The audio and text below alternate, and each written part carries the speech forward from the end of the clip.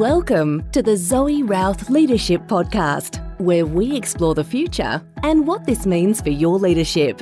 We ask the big questions. What's happening on the horizon? What does this mean for us? And most importantly, what skills do I need now for leadership of the future? It's time to explore. Let's go. Well, hello there, and hello 2024. Even though the show has been going for a couple weeks now, this is my first time back at the desk since I got back from Japan, where I spent all of January skiing, which was amazing. Yep. 6 or 7 hours of skiing every day. So we did nothing but skiing, eating, sleeping. It was fantastic. No writing happened while we were away, but such is life when you were immersed in the moment. My question for you today is, do you want more influence? Chances are you said yes. My follow-up question is, do you want more power? Now, chances are that made you feel a little bit squirmy. That's because our relationship to power is fraught with challenges, and I don't think it needs to be. In today's session recording, podcast, we are going to look at how we might change our perception of power so that it can change us and how we wield power better. Yes, it's very exciting. It's part of all the work I've been doing for the Leadership Conclave as well as for my next leadership book, which will be all on power. In the meantime, before we get into that, on Planet Human. Did you know that the Japanese have put a lander on the moon? This is very exciting news. I didn't even know that the Japanese had such an advanced space program. Duh. So guess what's going to happen in novel number 4? The Japanese are going to have a presence, that's for sure. Okay, so the space exploration and space adventure continues behind the scenes, on the moon anyway. And I am thrilled that we can be watching this as we move into the next couple of years. Also on Planet Human. In Peter Diamandis' recent blog, his technology blog, he talked about Thanabots. Thana, like Thana bots, which have come from Project December. Now, this is very interesting. It allows people to speak with a virtual version of their loved dead ones. Their dead loved ones. I think that's better phrasing. Their dead loved ones. So if you've got somebody who's passed away, this project builds an avatar of your family member, friend, lover, whatever, and you are able to speak with them in their style, in their perspective, etc. Bringing back to life the dead through an avatar. Now, this isn't completely, thoroughly brand new news. We've seen versions of this with deep fakes. Even Star Wars brought back to life 2 of its dead stars, not least of which was Carrie Fisher, in using deepfake technology, etc. in the last a couple of the last Star Wars movies. But what is interesting is how art imitates life, or life imitates art. I'm not sure which, probably art imitating life at this point. I have not called them Thanabots, I have called them Doppelbots. And Doppelbots are taking the avatar concept a little bit further and putting the persona, memories, wisdom, personality of a past person, somebody who's deceased, into a robotic powered AI-powered robotic humanoid robot. That is what a Doppelbot is. And they appear in Terra Blanca Insurrection, my prequel to the whole series. And they take a pretty big role in Olympus Bound, which is the sequel to the Olympus Project. And they'll take a bigger role also in the book number 4, which I don't have a working title with at the moment. I'm still wrestling with everything with that book. But yeah, book number 4 will have Doppelbots in it as well. So that's not completely pie in the sky technology. It's actually happening and people are actually using it. How cool is that? Well, on to Planet Zoe. Pre-orders, speaking of my latest novel, Olympus Bound, pre-orders are available from my website, zoerouth.com. Click on books and you'll find Olympus Bound and its beautiful cover there. If you want a personally signed, autographed book with its own fancy-dancy bookmark, which I've made for both Terra Blanca Insurrection and Olympus Project, I've gone ahead and done it for this 3rd book, Olympus Bound, which has a list of all the characters on the back. beautiful little thing goes with the book. So if you want a personally signed, limited edition, paperback version of the book, signed by me, personally wrapped and posted by me, don't have any minions for this, then you can pre-order it now on my website. And the official launch date for the book is May the 1st. Now, crossing fingers and toes and getting all the shipments in alignment, if you pre-order off my website, you might get it before then. I'm hoping you will do so. Okay. You can also, if you're not in Australia, pre-order the ebook version on Amazon, on the different Amazon stores. So it is up on ebook version for pre-orders on the Amazon store as well. All right. Other news? The Leadership Conclave is happening on March the 1st, Friday, March the 1st, here in the ACT at the beautiful Cup of Come Along. It's going to be a small, intimate, powerful affair where we look at leadership and power and legacy. And we're going to do a deep dive reflection and connection with the people who are there. And I'm super pumped about it.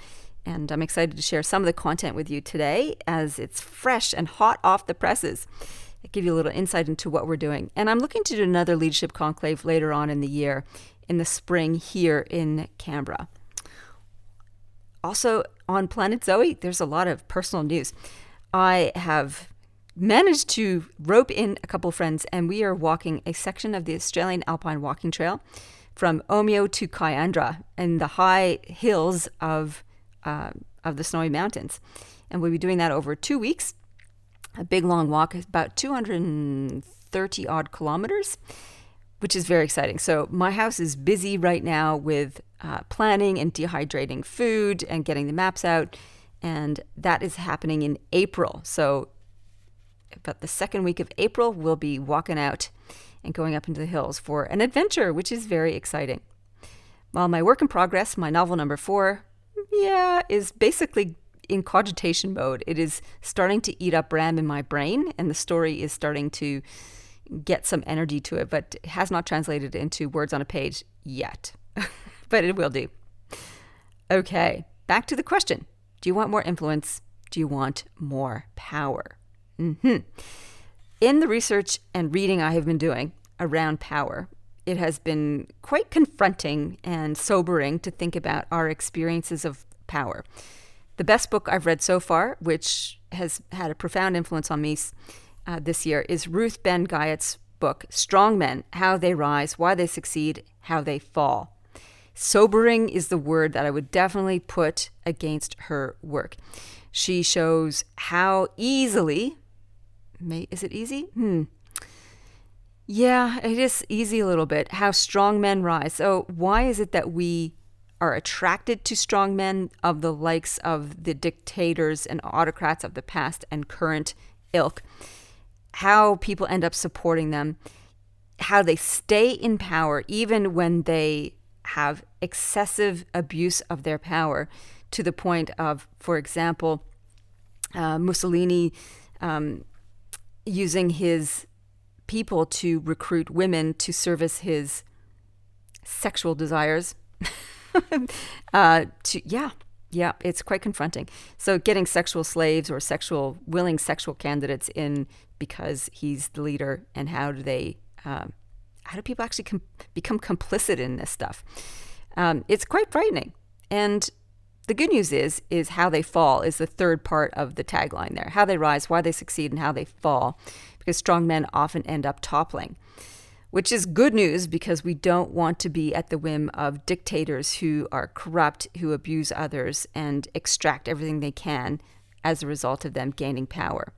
It's something absolutely we need to be aware of. And in reflection through this book and other readings and other insights, this is what I've come to discover. When we see power differently, we use power differently. Even the question, do you want more influence, do you want more power, and how that causes perhaps a contraction in us when we talk about power, because power has a bad rap. I think when we think about power, we think about abuse of power, and it does not need to be that way. Fundamental to our concept of power is the shape of power, how we perceive and articulate power. Now, what do I mean by that? Our major mistake with the use of power over centuries, millennia perhaps, is how we've modeled it. We've modeled power on structures made by humans instead of structures made of humans. Let me say that again. The mistake we've made with power is that we've modeled it on structures made by humans instead of structures made of humans. What I mean is that if you think about a human is made of cells. So when you think about the human body, which cell commands the body? There is no one cell that is commanding the body. It is a collective. It is an interdependent association of different types of cells that come together to form a collaborative, cooperative entity called the body. And when those bodies come together, they are collaborative and cooperative in creating teams and communities, etc. Power is organic. It connects like cells connect to and from a body. So this really is about how we conceive of power. The traditional way of conceiving of power is more like the man-made structures we conceive of power are pyramids and triangles. Even our organizational hierarchy charts, our org charts, that's what I'm trying to say. Our org charts are built as a triangle with the point at the top of the person in charge, quotation marks. That's how we see how power and accountability is distributed. And I think this is problematic. And it's based on past versions of trying to stamp our place in the world by building pyramids, by using the pyramid shape in warfare, for example, like the spear of piercing and plowing through and using phalanxes to conquer your enemy. This whole dynamic of win power, assume control has shaped how we perceive power. And yet, there's major problems with this. If we look at the difference between triangles, pyramids, and what I'm proposing that we need to bring back into our consciousness of circles and spheres concept of power, it makes a significant difference. If we take the human body as an example of this, if we consider ourselves as social beings, much like the cells of a body come together to collaborate and cooperate, our whole concept of how we get things done can change. When we have triangles and pyramids as our concept of power, our visualization of power, our expression of that power is really about command and control. That's what we are very familiar with, right? And it has a particular purpose in times of crisis, in specifically. The expression under circles and spheres is around connection, collaboration, cooperation. So these are two very distinct purposes or expressions, I should say, of power, command versus connection. The purpose of triangles and pyramids when it comes to power is about amassing power. So when we have this idea of who's at the top of the pyramid, what's our purpose in exercising power, it's to make the pyramid bigger. The purpose, however, when we conceive of power under the control of a circle or a sphere concept of power, it's about amplifying the ability of the collective. This is very different. So triangles are about the power of the individual and those under them. Circles are about the power of the collective and what it encompasses. It's a radically different mindset and perception of what we can do. The implementation of power under triangles and pyramids is about pressure and pushing. The implementation of power under circles and spheres is about sharing and growing. There's a completely different feeling to it. Pyramids are built from blocks, one layer after another. They are flaked and they are hierarchical.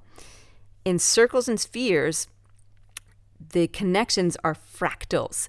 One cell within a tissue, within a muscle, within a body. How we connect across those things is echoed across the larger organization. Stay with me.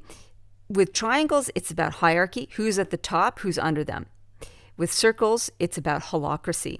How do the fractals fit together? How do those interdependent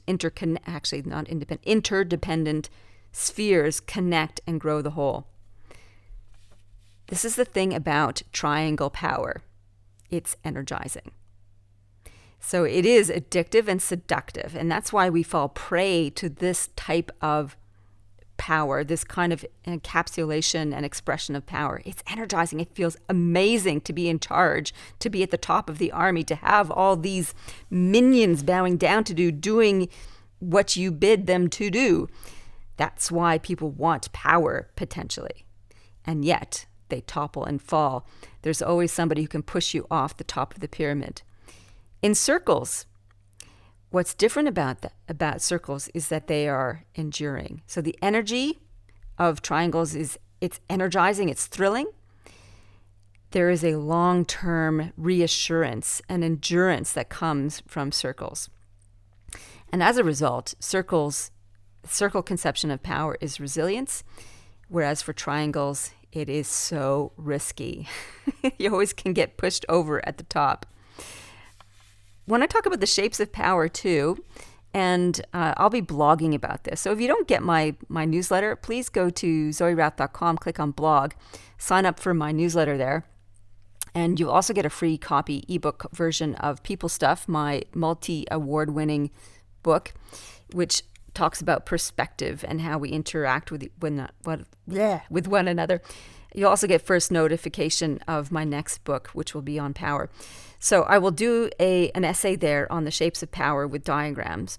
The way that I conceive of this when we're looking at how power is articulated, with triangles it's easy.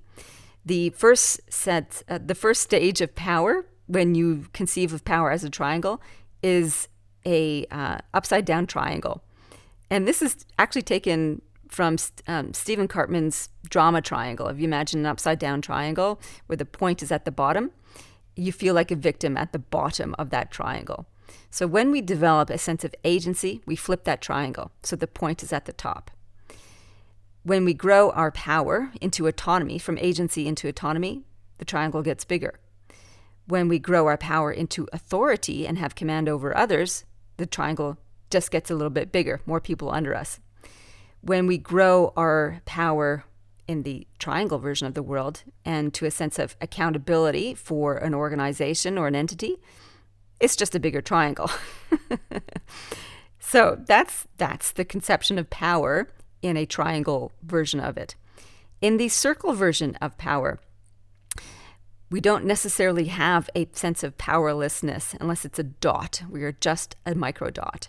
When we develop a sense of agency, we become a circle. We see ourselves as whole, and we feel complete. When we grow power and we develop autonomy, what we discover is that in our ability to be an independent whole, we actually come into interaction with others. And so the visualization of autonomy is myself and how I overlap with another circle of an other. So autonomy is never independent. It's never operating alone. And this is the first time we start to see self in relationship to other. There is part of me that is independent and part of me that overlaps with you. As a leader, when we talk about giving our people autonomy, it's still in relationship. It's not like they're just running off on their own. That would be a lone wolf. It's still as part of a whole. So autonomy is about one circle overlapping with another. And it's that relationship that's really super important. When we expand our power and influence, we get authority. And the visualization of this is a Venn diagram, an uppy version of the Venn diagram where you have a circle at the top and two overlapping circles underneath. And within that Venn diagram, we have the leader, team, and task. So many different leadership models have talked about this before, those three connecting areas: the leader, the team that they work with, and the task they need to undertake. That is the conceptualization of authority and power and influence in the circle world of power. When we expand again, it's about accountability. And we take that three-circle Venn diagram and we put a circle around it. So it's the Venn diagram with a circle around it. And this way we visualize accountability as, whoa, my sphere of my sphere of power, my sphere of influence, my sphere of concern has expanded now to not just me, my team, and my task, but how we interact with other little baubles. This is the fractal element, if you like. And looking beyond the accountability within our organization, it's about impact. And it's about how those spheres impact and flow on to others. And the change of circle here is kind of like a target, concentric circles, if you like. So it's a drop in the ocean concept, the ripple effect, the ripple in the pond effect. So as you can see, very different ways of conceptualizing power with very different requirements as a leader and very different outcomes. When we change the way we see power, how we use power changes us. If we use the circle model, we actually become more integrated, we become more resilient, we become more connected. And this is more enduring as an energy force than it is of the energizing factor of the triangle part of the power, where we can always fall off the top of the pile. Okay, well, I hope you've enjoyed this audio version of conceptualizing power in a different way. I do have some takeaway tips for you. So nice to know different ideas, but what does this mean for you personally? Some reflection. First of all, first tip, have a think about how energized you feel by where you sit on a triangle, either in your personal world or in your team world, your organizational world. What are the risks for you and others with regards to sitting on a pyramid shape as part of your role in an organization? Second takeaway tip is, how about you try redrawing the map of your team and organization? So moving away from the org chart pyramid version and try and conceive of how you operate, how your team operates as interconnected circles. What are the connections there? How do you operate? Who's at the center of your world? Hint, it should be your client or stakeholder. The third question is, why do you want power? This is really tapping into your purpose. So if you want power because you want to feel energized, you want to feel in control, that's triangle power, and it's fraught with peril and risk. If you want power and influence because you want to expand the goodness in your world, your sphere of influence, so that you can create more wealth, abundance, prosperity, health, well-being for more and more people and more entities, then this is an enduring sense of power purpose. Be honest with yourself. Which one do you want? And then get in tune with what the consequences are of your decision. I would love to know what you thought about this solo-sode, this breakout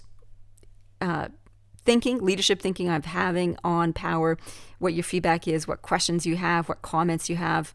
It makes it more of a conversation. Please reach out, zoe@zoerouth.com, or write a comment on the social media where we post this episode, either on LinkedIn or any of the social media channels. In the meantime, live well, lead well. You've been listening to the Zoe Routh Leadership Podcast. To find out more about leadership of the future or to contact Zoe, go to zoerouth.com.